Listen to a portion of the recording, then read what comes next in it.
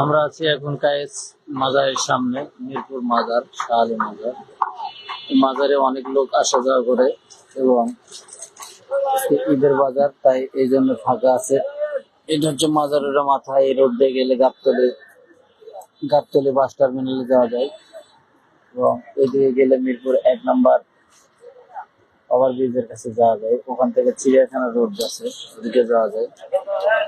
আর এটা হচ্ছে মাজার, মাজারের সামনে আমরা অবস্থান করছি।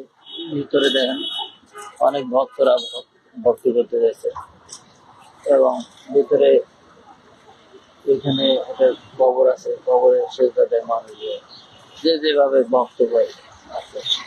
এটা মাজার রাস্তা। আমরা গেলাম এখন মিরপুর 1-এর দিকে যাচ্ছি। এটা হচ্ছে 1-এর দিকে।